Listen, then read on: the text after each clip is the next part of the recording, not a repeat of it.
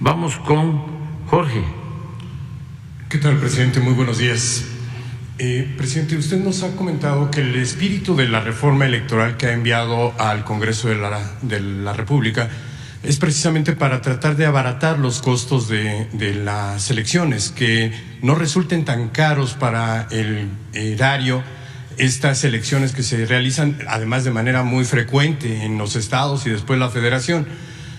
Sin embargo, bueno, el día que hablamos acerca de la reforma electoral, yo le mencioné que había 3 elementos que no estaban incluidos en su iniciativa original, que fueron agregados por los legisladores. Uno de ellos, pues ya se eliminó, que era la vida eterna de los partidos, o lo que se dio en llamar la vida eterna de los partidos. Y hay otro elemento que también llama mucho la atención, y es que los partidos políticos estaban obligados por una resolución precisamente del Tribunal Electoral y que había promovido Morena, para que devolvieran los recursos que no habían ejercido durante el año fiscal que concluía. Sin embargo, en esta ocasión, los partidos políticos están promoviendo que lo que no gasten lo puedan ejercer el siguiente año, es decir, no van a regresarle nada al erario.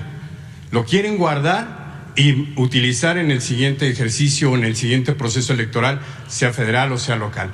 Esto, evidentemente, pues hace más cara las elecciones y va en contra de la propuesta que usted había formulado. La pregunta en concreto es, ¿qué va a hacer usted al respecto o qué le pediría al Congreso que hagan al respecto de este asunto en particular? Pues ya, mire, ya avanzó bastante este tema. Desafortunadamente, el bloque conservador se opuso a la reforma, a la Constitución, para reducir los costos de las elecciones. Así, los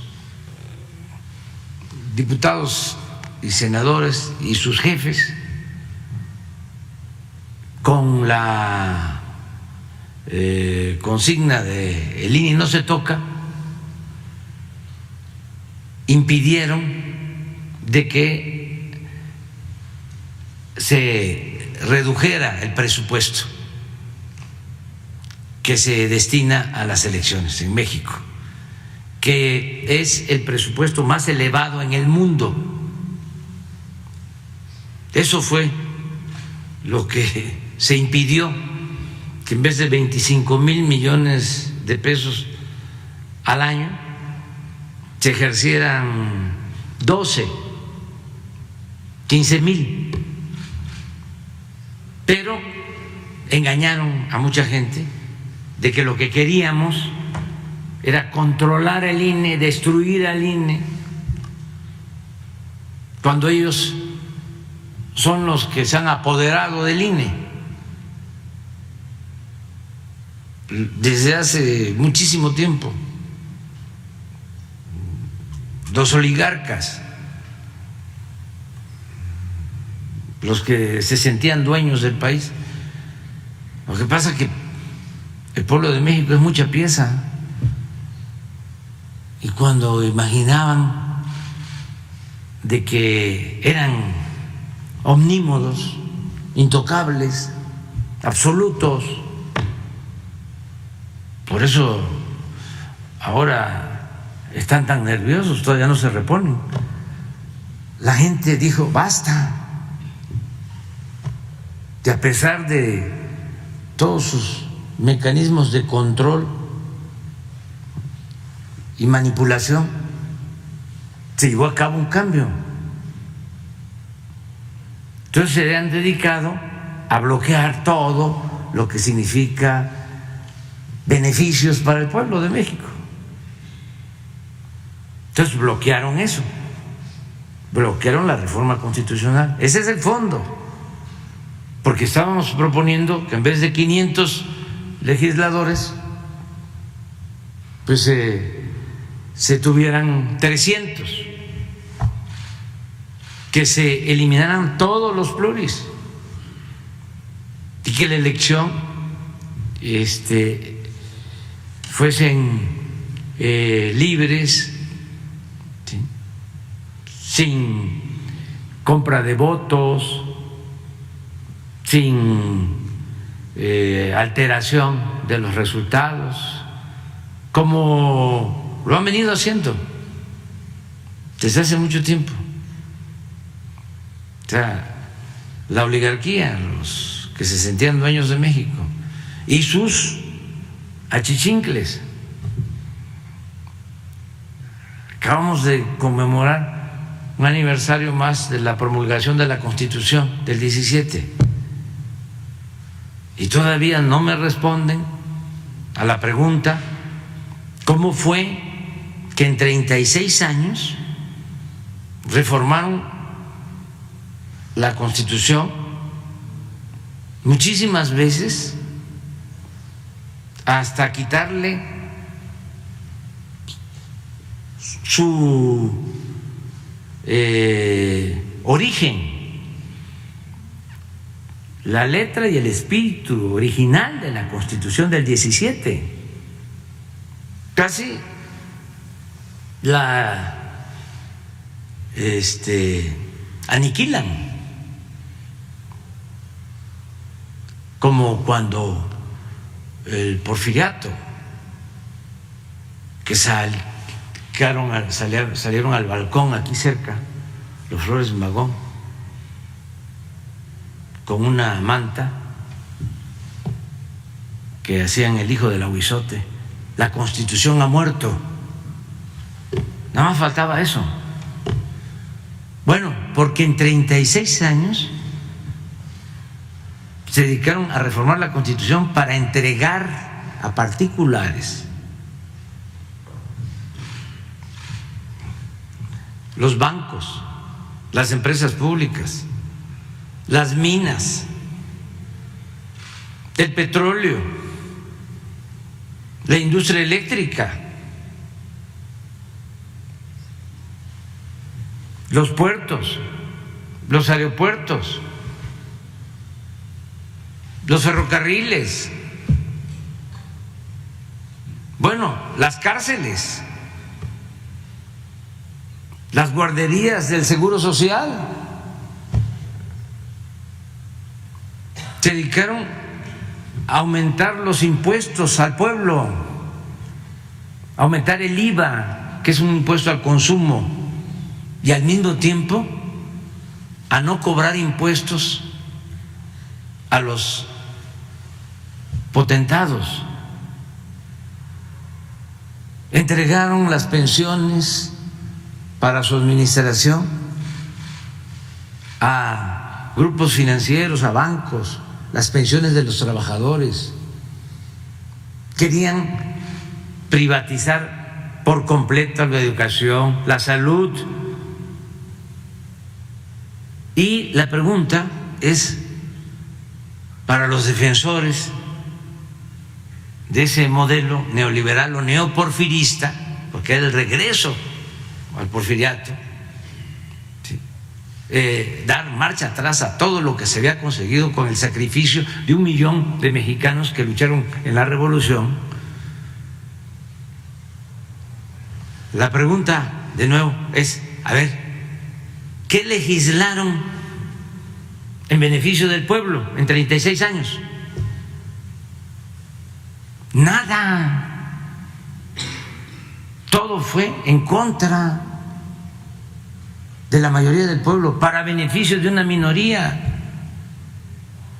Entonces, en el caso de lo electoral, pues se opusieron a la reforma constitucional y lo único que nos dejaron como posibilidad fue una reforma a la ley, no a la Constitución, porque para reformar la Constitución se requieren 2/3 partes. Esta es una buena lección hacia adelante, para que cuando se vaya a votar se tenga presente que se vota por 3 cosas. Se debe de pensar en el candidato, se debe de pensar en el partido, pero sobre todo se debe de pensar en el proyecto. Eso es, como se decía antes, lo mero principal. Entonces, como no se obtuvieron las 2/3 partes de los votos, para atrás la reforma. Entonces solo nos dejaron la posibilidad de hacer una reforma legal que requiere de mayoría simple, pero muy acotado, porque esa reforma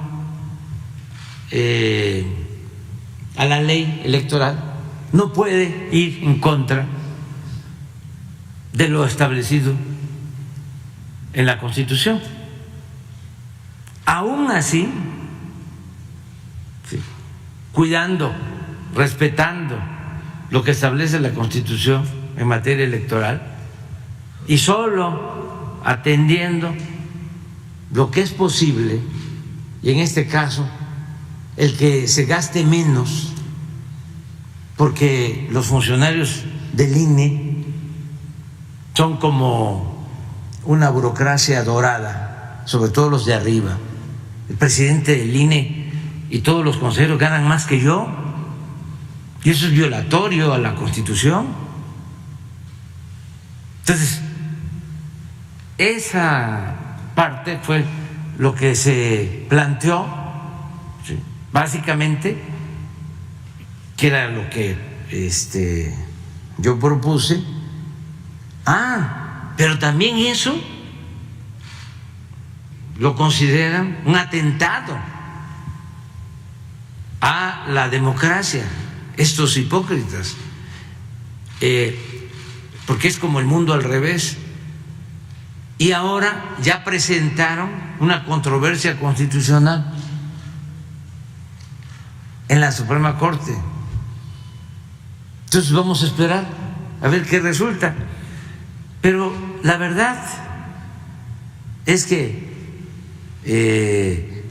era muy importante la reforma constitucional para afianzar una auténtica democracia eficaz, no costosa.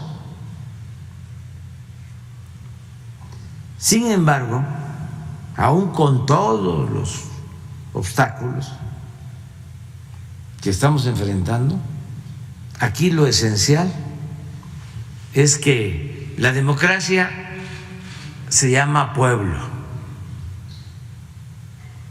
El soberano en la democracia es el pueblo. Entonces, con todos sus aparatos estos de control y de manipulación, no van a poder detener el avance democrático del país. Sí, presidente, pero la pregunta en concreto es, los partidos políticos hoy reciben 5,000 millones de pesos anuales. 3 partidos políticos reciben más de 1,000 millones anuales. Sí. PRI, PAN y Morena. Sí.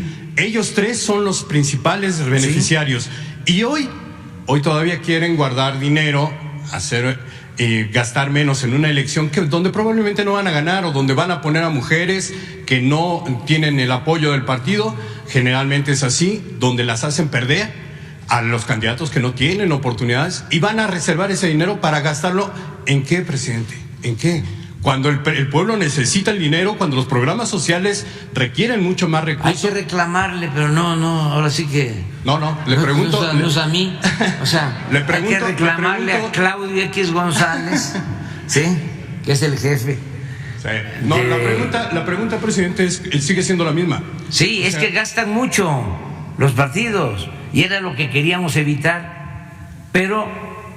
Eso lo aprobó Morena, el PT y el Partido Verde. Sí, y el PAN y el PRI y todos. No, en esta ocasión los conservadores que menciona usted votaron en contra. Sí, pero en la esencia el planteamiento original era quitar. Exacto. Quitar completamente estos excesos en el manejo del presupuesto de los partidos. ¿Va usted a actuar en consecuencia? Está en la Corte. Había prometido usted el veto antes de que se publicara la ley, y para que llegue a la Corte necesita primero aprobarse. No, si yo veto ahora, Ajá. Imagínense, me van a tachar de dictador. Presidente, pero la ley no ha sido aprobada. Todavía no ha sido aprobada. Tendrá que ser aprobada por el Congreso y después publicada por usted, por el Ejecutivo Federal. Y es el momento en que usted podría utilizar el veto antes de que llegue a la Suprema Corte. Sí, puede ser, pero yo entiendo que ya está. Son 2 leyes las que se aprobaron, faltan 4. No, si faltan, sí lo hacemos. Pero el asunto es ese, o sea, de fondo, que el bloque conservador se opuso a la reforma. Yo estaba proponiendo reducir el presupuesto, que no fuesen 500 legisladores sino 300, que a los consejeros no los eligieran los partidos, sino que los eligiera el pueblo. Eso es lo que yo proponía. Sí, pero en esta ley posible, lo deseable era eso. Lo posible es lo que están haciendo los partidos para guardar ese dinero, tenerlo para el siguiente ejercicio. Y usted conoce perfectamente la política mexicana, presidente. Cuando un partido político tiene dinero, las cosas se vuelven complicadas. No, pero no solo es eso. Conozco muy bien, y sabes que ya lo he platicado, cuando se hizo la reforma electoral en las épocas de Zedillo, aumentaron de manera desproporcionada el presupuesto, y yo era dirigente de un partido y rechacé el dinero. O sea, yo tengo autoridad moral para poder decir que nosotros no utilizamos dinero del pueblo en exceso para labores políticas electorales. En ese entonces, ¿sabe qué me dijo Zedillo? Porque decidimos no votar por su reforma electoral. Me dijo: le voy a ver cobrando el cheque. Y le contesté: no me va a ver cobrando el cheque. ¿Y qué hicimos? Pues utilizamos una parte nada más del presupuesto, que la reforma incrementó considerablemente, y creamos 3 fideicomisos. Uno para apoyar a viudas y a huérfanos de los que habían perdido la vida luchando por la democracia y habían sido reprimidos durante el gobierno de Salinas de Gortari, como 200 asesinados, y a sus viudas, esto para los jóvenes, pues, y a sus hijos, o sea, para que no se piense que llegar a la democracia en que estamos ha sido cosa de los del INE. Hemos llegado a donde estamos por el pueblo, con el sacrificio de muchos. Bueno, se mantuvo eso, el apoyo, una parte del dinero. Segundo, se crearon casas en la frontera para apoyar a migrantes con ese dinero. Y lo tercero, que también me llena de orgullo, decidimos utilizar parte de ese dinero para entregar de manera gratuita los libros de secundaria, que no eran gratuitos, tenían que comprarlo los padres de familia. Estoy hablando de 1996, 97. Bueno, empezamos a entregar los libros gratuitos con ese dinero del presupuesto del partido, con los excedentes, a los municipios donde nosotros gobernábamos, entregábamos gratuitos los libros. Entonces montó en cólera Zedillo y le dio la instrucción. Por eso es importante ser opositor, pero defendiendo causas populares. Sí. Todos los libros de secundaria se entregaron en todo el país de manera gratuita. Fue por nosotros. Entonces, nunca hemos nosotros derrochado recursos del presupuesto, porque siempre hemos sostenido que el presupuesto es dinero del pueblo, no es dinero del gobierno ni de los partidos, es dinero del pueblo. Entonces, ahora usted me dice, oiga, pero le falta, ¿no? Todavía, porque los partidos, pues sí, porque Claudio y sus socios de los partidos conservadores se opusieron a la reforma constitucional. Ahora, que en la ley electoral se siga contemplando esto, que no es lo mismo, o sea, porque el que tengan fideicomisos, ¿sí?, que según lo que tú estás planteando, que lo que no ejerzan lo puedan meter en un fideicomiso para ejercerlo después, no es lo mismo que la disminución, ¿sí?, por ley de lo que les corresponde a los partidos, lo que van a recibir los partidos, que era lo que yo planteaba. De todas maneras lo voy a ver, pero ya es un asunto, la verdad, intrascendente, solo molesta porque se mantiene una élite, una casta divina, una burocracia dorada del INE y de otros organismos, ¿sí?, que le cuesta mucho al pueblo, le cuesta mucho mantenerlos. Son organismos mantenidos y buenos para nada. Eso es lo único, pero lo cierto es que en el fondo, sí, ya la democracia es una realidad en el país. O sea, no se va a poder detener el movimiento democrático por el pueblo. El motor del cambio es el pueblo. Eso no se debe de olvidar y hay que internalizarlo. O sea, no son los organismos electorales, no son las cúpulas del poder económico, poder político.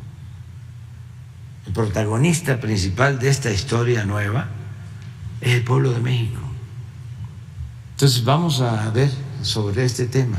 Sí, bueno, solamente para cerrar el tema, usted tiene no solo la autoridad moral, sino tiene hoy la autoridad judicial para poder corregir estos errores que están cometiendo. Fíjense que no, es que ya hay independencia. Sí, okay, que no había antes. O sea, no, estoy contentísimo porque la mayoría de los ministros de la Corte. No, me refería al poder de veto, presidente, no a la intervención en el poder judicial. Pero lo voy a usar para cosas que considere más importantes, porque si no se me viene la campaña, ¿sí?, de que estoy actuando de manera autoritaria. Claro. Y vale más que se vaya como corresponde legalmente a la Suprema Corte. No, pero es importante la separación de poderes. O sea, ustedes imaginan el cambio que significa. La señora presidenta de la Corte, para hablar en plata, está por mí de presidenta. Sí, porque antes el presidente ponía y quitaba a su antojo al presidente de la Corte. Les voy a comentar algo, una anécdota. Cuando llegué a jefe de gobierno, me llegan a ver, es lo mismo, nada más que en el ámbito local. Pero así es en cualquier estado, es lo mismo. Y esto viene desde el porfiriato. ¿Quién decidía en la Corte? Pues Porfirio Díaz. Le daban la razón al presidente antes de que abriera la boca.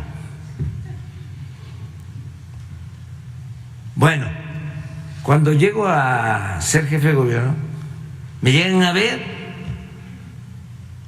los magistrados del tribunal, del Poder Judicial de la Ciudad de México, porque iban a nombrar al presidente del Tribunal Superior de Justicia. Me llegan a ver para que yo diera la línea, como era. Le digo, no, elíjanlos ustedes, así está. Pero hasta raro, ¿no? Se sentían. No, elíjanlo. A mí me tocaba inclusive, bueno, pero eso se los cuento después, proponer al Congreso, o en este caso a la Asamblea, a quienes iban a pasar de jueces a magistrados, ¿sí? Y les pedía yo que la terna la enviaran del Poder Judicial. Y esa misma terna era la que yo enviaba a la Asamblea. Entonces les digo, no, elijan. Y ellos eligieron y nombraron.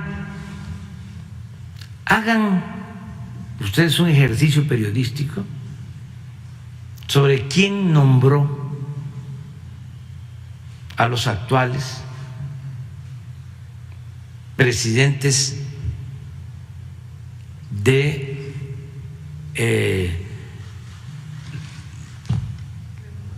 se llaman Tribunal Superior de Justicia de los Estados. ¿Quién los nombró? A la mayoría. Puede ser que haya excepciones, ¿eh? Los gobernadores. ¿Quién nombraba al presidente de la Corte? El presidente. ¿Quién nombraba a los diputados federales? El presidente. ¿Quién nombraba a los senadores? El presidente. ¿Quién nombraba a los gobernadores? El presidente. Le atribuyen la regla a el presidente de Veracruz, una gente honesta, don Adolfo Ruiz Cortines. No, es Porfirio Díaz, el creador de esto, de esa regla de oro. El presidente nombra a todos los funcionarios federales, a los gobernadores, diputados, senadores, y los gobernadores a los presidentes municipales, diputados locales, Tribunal Superior de Justicia de los Estados. Bueno, eso todavía está, porque esto es un proceso que tiene que ir cambiando. Entonces, pasa eso, termino como jefe de gobierno y me pide el licenciado Batis, dice, nos ayuda, estábamos en oposición, el presidente del Tribunal Superior de Justicia de la Ciudad de México, una persona que no voy a mencionar, nos ayuda mucho, dice, pues tenemos que estar ayudando a la gente y él se porta bien y lo que me pide es un desayuno con usted. Le digo, no, ¿cómo? Miren que a mí me gusta desayunar en mi casa, tamalitos de chipilín, sí. Y no es fácil que en otras partes, ¿no? O unos huevos motoleños o cosas así. Pero porque me insiste el maestro Batis, que es una gente de primera, le digo, bueno, voy a ir, además porque ayuda. Teníamos un asunto, se hacían gestiones, y bueno, voy. Y estoy en el desayuno con él y dice, lo primero que quiero es agradecerle porque por usted estoy aquí. Le digo, no, por mí no. Si a usted le nombraron o le eligieron cuando yo ya no estaba de jefe de gobierno. Ah, pero usted dejó el antecedente. Y por eso estoy aquí. Porque él hizo campaña ahí y lo eligieron. Entonces, estamos viviendo un momento estelar. Si aplicamos la vieja política, pues es hablar, bueno, lo que hacían hasta antes de nosotros. El secretario de Gobernación, pues, esa era su función, hablar uno por uno. Y el que se ponía,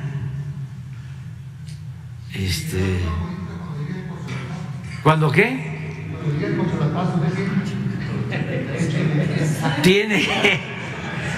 Tiene que seguir eso, lo mismo.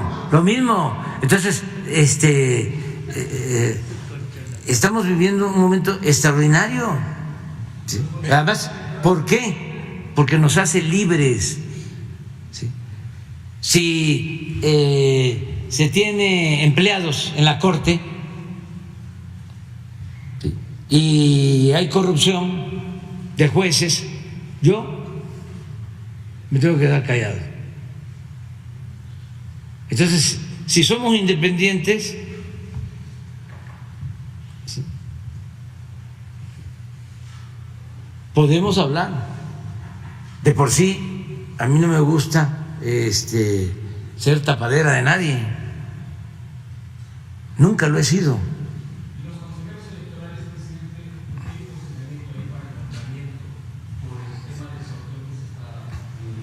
Pues es lo mismo, es que lo mejor era lo que yo proponía, que 20 candidatos del Poder Judicial, 20 candidatos del Poder Ejecutivo y 20 candidatos del Poder Legislativo, 60.